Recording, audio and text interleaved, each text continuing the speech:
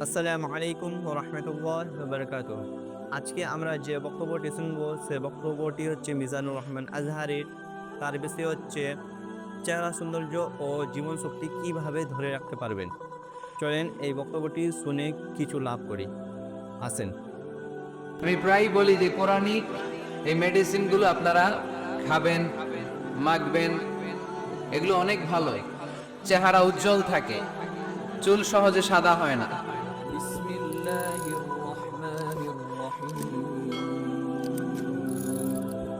পবিত্র কালামুল্লাহ মাজিদে সব মিলে সূরা কয়টা বলেন তো?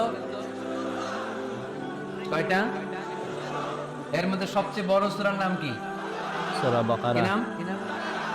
বাকারা। এই সূরা বাকারার মধ্যে সবচেয়ে শ্রেষ্ঠ একটা আয়াত আছে, ওই আয়াতের নাম কি? আয়াতুল কুরসি।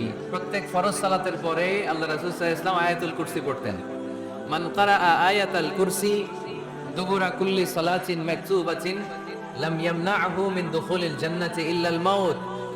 প্রত্যেক ফরজ সালাতের পরে যে ব্যক্তি আয়াতুল কুরসি পড়ে তার জান্নাতে যাওয়ার ক্ষেত্রে আর কোনো বাধা থাকে না, একটা জিনিস ছাড়া, সেটা হচ্ছে মরণ।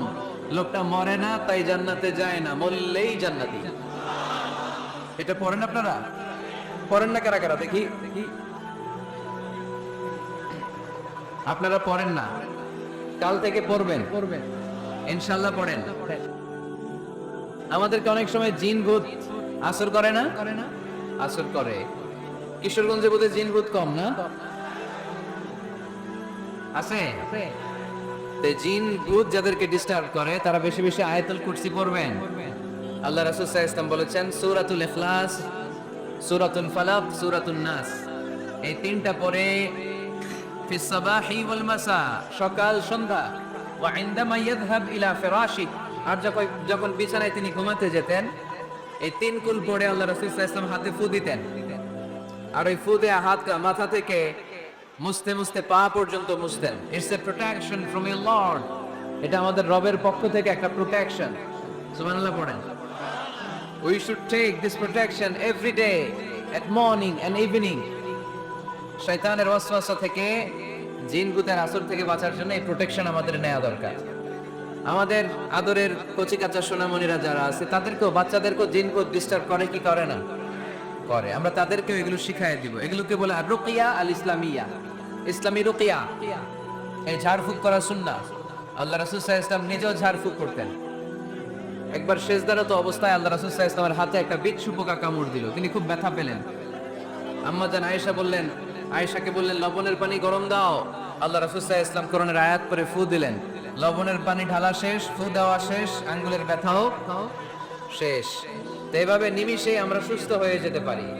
কোরআনের দেয়া যত যত পদ্ধতি আল্লাহ তাআলা আমাদের জন্য প্রেসক্রাইব করেছেন, এটা আমাদের কল্যাণের জন্য দিয়েছেন। আমরা অনেকেই অসুস্থ থাকি, আপনারা মধু খেতে পারেন, বেশি করে মধু খেলে আপনি সুস্থ থাকবেন। কালিজিরা খেতে পারেন, কালিজিরা হাব্বাতুস সাউদা শিফাউন মিন কুল্লি দা ইল্লা সাম, মৃত্যু ছাড়া সব রোগের ঔষধ। কালিজিরা পাওয়া যায় কিশোরগঞ্জে। কালিজিরারে কি বলেন আপনারা? মাশাআল্লাহ, কালোজিরা। আপনাদের ভাষা অনেক সুন্দর। কিশোরগঞ্জ, ময়মনসিংহ, আপনাদের ভাষা অনেক সুন্দর। তো এই কালোজিরা আপনারা খাবেন, মধুর সাথে মিক্স করে খাবেন।